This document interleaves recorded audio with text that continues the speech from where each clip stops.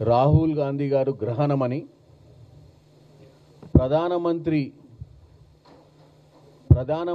అనేది కుటుంబం ఆస్తి కాదు. రాహుల్ గాంధీ గారు ప్రధానమంత్రి కాడు అని చెప్పి ఏదో జ్యోతిష్యం చెప్పినట్టు మాట్లాడడానికి ప్రయత్నం చేసి నేను బండి సంజయ్ గారు అంటే మొట్టమొదటిసారిగా రాహుల్ గాంధీ గారు 2004లో మెంబర్ ఆఫ్ పార్లమెంట్ అయినప్పుడు బండి సంజయ్ గారు నాకు తెలిసి కార్పొరేటర్ ఏండో లేదో తెలియదాడ మన కరీంనగర్లో బండి సంజయ్ గారికి వాస్తవంగా బీజేపీలో ఉన్నటువంటి నాయకుల గురించి కూడా ఏమైనా ఐడియా ఉందో లేదో నాకు తెలియదు. అంటే వాళ్ళ ప్రధానమంత్రి బ్యాక్గ్రౌండు, ప్రధానమంత్రిగా ఉన్నటువంటి నరేంద్ర మోడీ గారు 2001 అక్టోబర్ గుజరాత్ రాష్ట్రానికి ముఖ్యమంత్రి అయినప్పుడు గుజరాత్ రాష్ట్రంలో ఎమ్మెల్యే కూడా కాదు, ఎక్కడో హిమాచల్ ప్రదేశ్లో పార్టీ కార్యక్రమాలు చేసుకుంటుంటే అప్పటికప్పుడు ఆయనను తీసుకొచ్చి ఒక పారాషూట్లా డైరెక్ట్ అహ్మదాబాద్ మీద దింపి సెక్రటేరియట్లో కూర్చోబెట్టారు ముఖ్యమంత్రిగా. అంటే అప్పటికి ప్రజలు ఓట్లేలే, గుజరాత్ ప్రజలకు నరేంద్ర మోడీ ఎవరో కూడా తెలియదు. ఎందుకంటే ఆయన కేవలం ఆర్ఎస్ఎస్ బ్యాక్గ్రౌండ్ నుంచి వచ్చి పార్టీల సంస్థాగతంగా పార్టీల జనరల్ సెక్రటరీగా బాధ్యతలు నిర్వహిస్తుండు తప్ప గుజరాత్ ప్రజలతోటి ఓట్లు వేయించుకొని ముఖ్యమంత్రి అయిన దాఖలాలు నరేంద్ర మోడీకి లేకుండే. మరి ఈ దేశ ఫస్ట్ గుజరాత్ రాష్ట్రానికి ముఖ్యమంత్రిగా ఉండి తర్వాత ప్రధానమంత్రి అయి ఇద్దరు బిల్లా రంగడు ఎవరు అమిత్ షా, నరేంద్ర మోడీ ఇద్దరు కలిసి భారతదేశానికే గ్రహణం పట్టించారు. ప్రజాస్వామ్యాన్ని కూని చేయడం, ప్రజాస్వామ్యంలో సామవేద దండోపాయాలు ప్రయోగించి ఎట్టి పరిస్థితుల అధికారంలో ఉండాలని ప్రతిపక్ష పార్టీలు వాళ్ళకు పొత్తు లేని పార్టీలను కూడా జేబు సంస్థలు సిబిఐ, ఈడీ లాంటి సంస్థలతోటి భయపెట్టించి మరీ ఇలా అధికారం చెలాయిస్తారు. వాస్తవంగా వాళ్ళకేం మెరిట్ లేదు. బండి సంజయ్ గారు మనకేమి 75% మెరిట్ తోటి ఇలా ప్రధానమంత్రి కాలే, 36% ఓట్లు వచ్చినాయి మనకు. 2024 ఎలక్షన్లల్లో బీజేపీకి భారతదేశ ప్రజలు ఇచ్చిన మార్కులు 36%. మిగతా అన్ని చంద్రబాబు నాయుడు, నితీష్ కుమార్ లాంటి వాళ్ళను సామవేద దండోపాయాలు ఉపయోగించి వాళ్ళకున్నటువంటి పరిస్థితులను, వాళ్ళకున్నటువంటి రాజకీయ పరిస్థితులపై ఒత్తిడిలు తీసుకొచ్చి ఇవాళ మీరు అధికారంలో ఉన్నారు.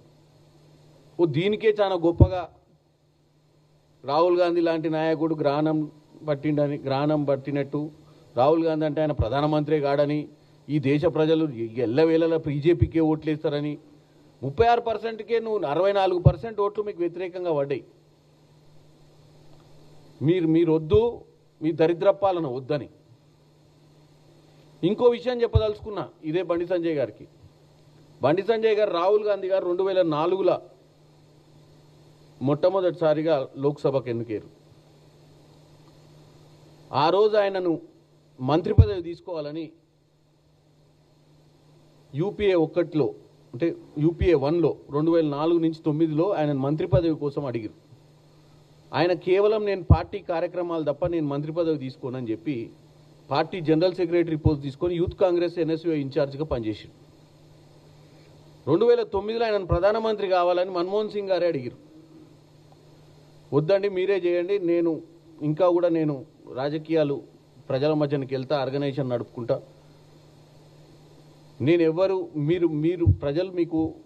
ప్రజలు కాంగ్రెస్ పార్టీకి ఓట్లు వేసిర్రు, మీలాంటి ఒక సీనియర్గా ఉన్నటువంటి మీరు, ఒక ఫైనాన్స్ మీద గ్రిప్ ఉన్నోళ్ళు, ఆర్థిక వ్యవస్థ మీద ఒక పట్టున్న ప్రధానమంత్రిగా మీరు ఉంటేనే మంచిది, నాకు ఎక్స్పీరియన్స్ లేదని చెప్పి పక్కకు తప్పుకు.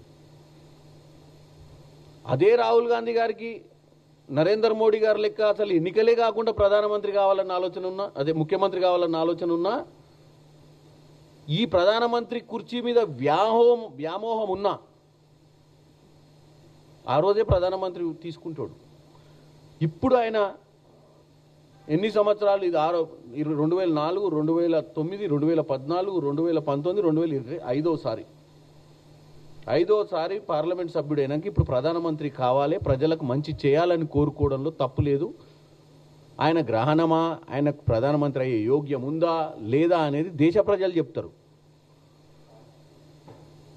కాబట్టి నేను అనేది ఏంటంటే దయచేసి మీరు వాస్తవాలు తెలియజేయండి. ఎందుకంటే ఈ దేశంలో కాంగ్రెస్ పార్టీ ఏం చేసింది అంటే బ్రిటిష్ పాలన తర్వాత 1950 నుంచి కాంగ్రెస్లో ఎన్నో సంస్కరణలు తీసుకొచ్చినటువంటి పరిస్థితి.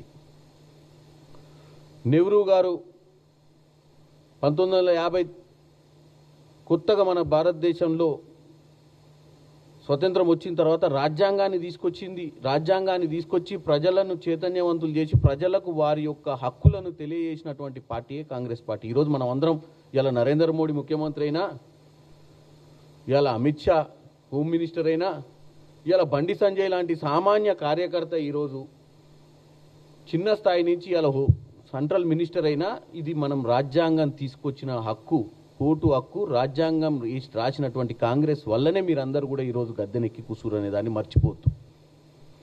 ఎందుకంటే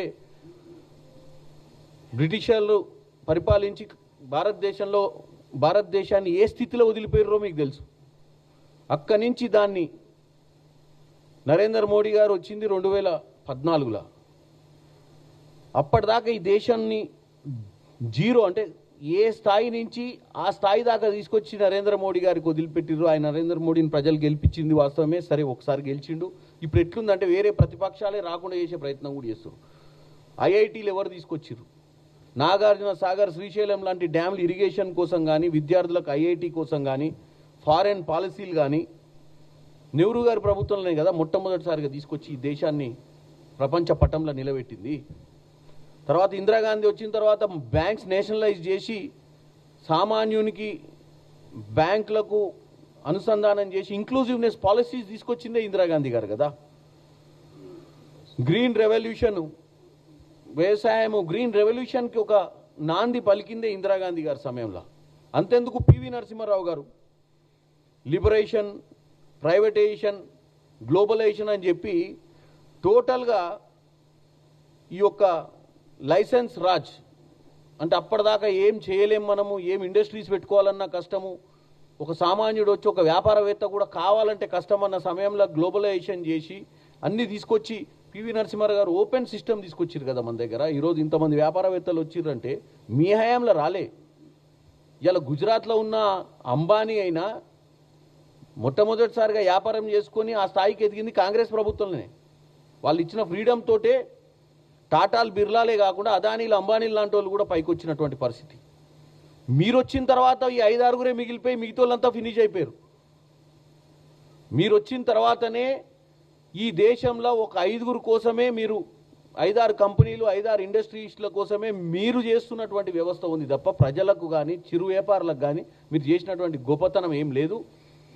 కాబట్టి నేను బండి సంజయ్ గారికి చెప్పేది ఏంటంటే వాస్తవాలు తెలుసుకొని మాట్లాడాల్సింది కోరుకుంటున్నాను.